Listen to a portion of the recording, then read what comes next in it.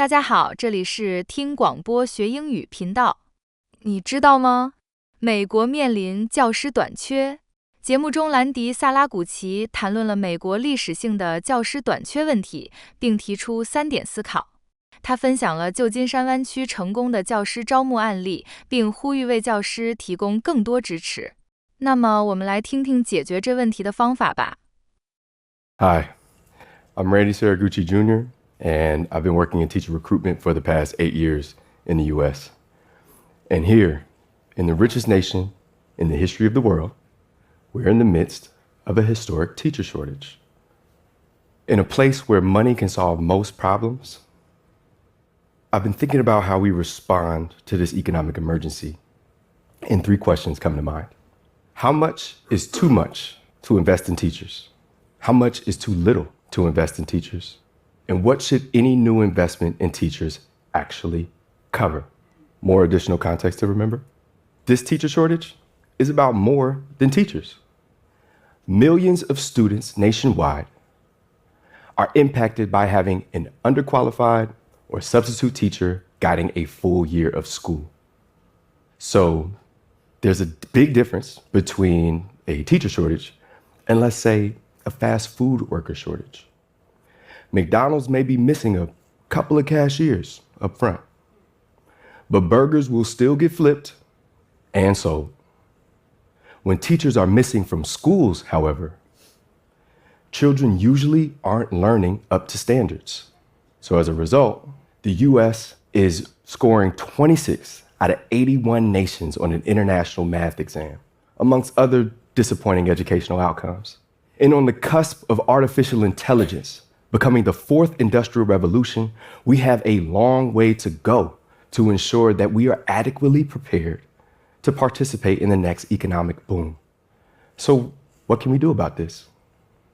Well, we know that one major factor in improving student outcomes is the effectiveness of the teacher in front of the classroom. So in the wake of a national teacher shortage, we have to explore new ways to recruit and retain teachers to join our schools long enough to actually become good at one of the most difficult professions in the world. So this is a two-headed monster of a problem. On one hand, we have to engineer historic interests to inspire new people to pursue teaching. And on the other, we have to find ways to economically anchor new and existing teachers to stay for at least 3 to 5 years. Enough time to sufficiently increase one's effectiveness as a teacher. So to attack this teacher shortage, we can take a page out of the military's playbook and provide basic allowances to make teaching more attractive to new talent. Some version of a teacher GI Bill could help us reset the value we place on educating our children. How do I know something like this could work? Well, 2 reasons. The US has done this before, and San Francisco is doing this now. After the end of World War II, the US government was nervous that millions of veterans would have trouble readjusting to normal civilian life. As a result, the Servicemen's Readjustment Act, more commonly known as the GI Bill, was passed into law and created an unprecedented investment in American public service. Here's what that looked like. Education supports in the form of annual tuition contributions and monthly living stipends, workforce support in the form of unemployment benefits and job search guidance, financial support via loan guarantees, which back veterans' borrowing and increase access to credit to buy homes and start businesses, and wellness support, more medical care, including the construction of new hospitals nationwide. From 1944 to 1956, the GI Bill gave out $14.5 billion in education and training supports to veterans who needed to work. Today, this equals about $253 billion. Could you imagine Democrats and Republicans voting together on this in 2024?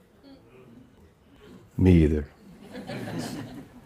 So, what was once called the best investment the US government has ever made resulted in over 8 million people continuing their education and millions of new home loans granted. We invested in education financial, and wellness supports for veterans because of the value we place on their public service to us as a nation as a whole.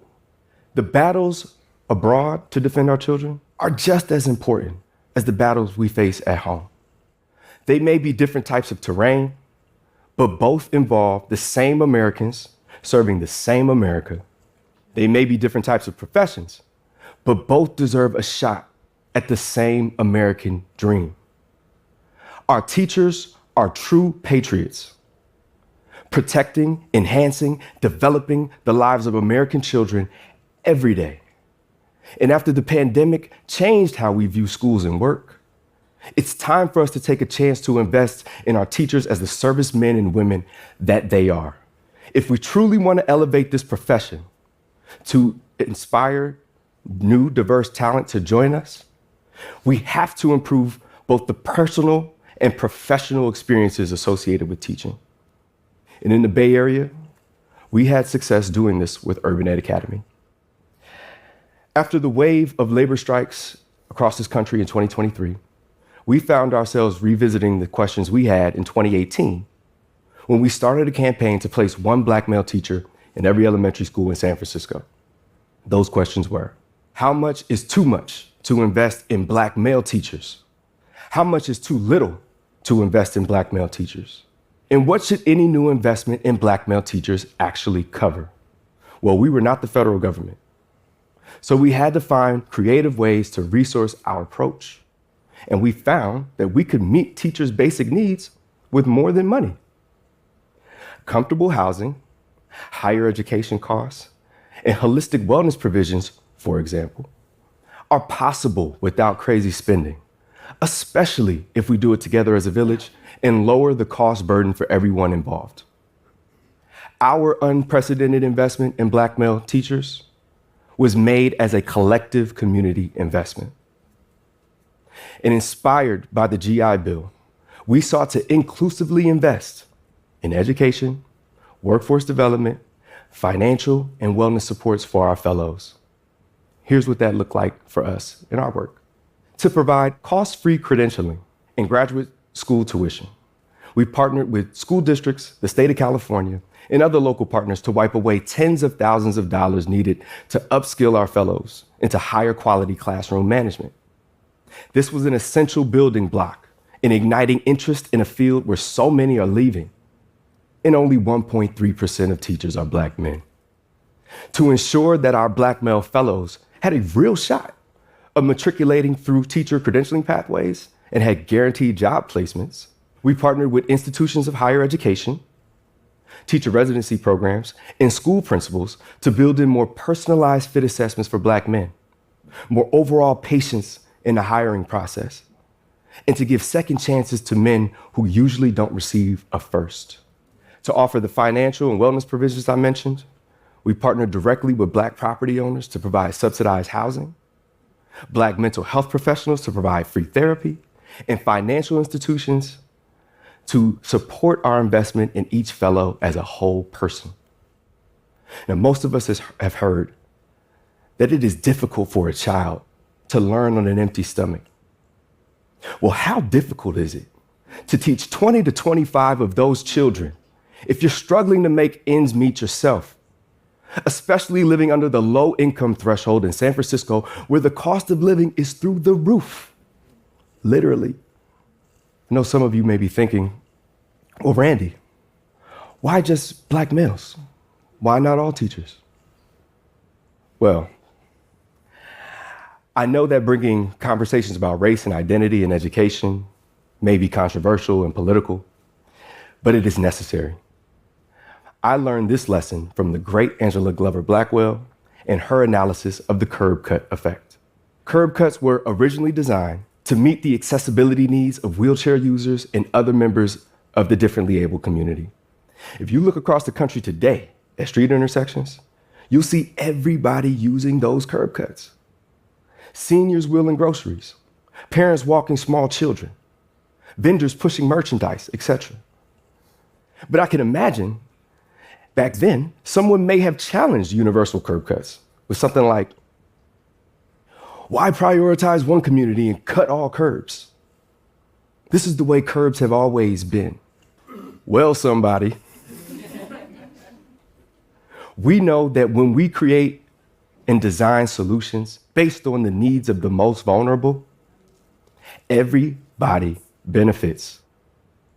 And so I believe that in this country, if we can build a system that treats black male teachers well, then we're building a system that treats all teachers well. Most of you have also heard of the African proverb, it takes a village to raise a child. The saying speaks to the need for us as an entire community to come together to support the successful positive development of children. And when I look at how some of our children are doing today, I get a little mad at all the villages. We're doing a terrible job as a unit with these children you know I'm talking about. But we can change that together if we extend that village mentality of support to our teachers, because they are the first line of defense in our campaign for student success. The first line. And these patriots need more from us. So how much is too much to invest in teachers? Well, in the richest nation in the history of the world, I know we can afford it together. Thank you.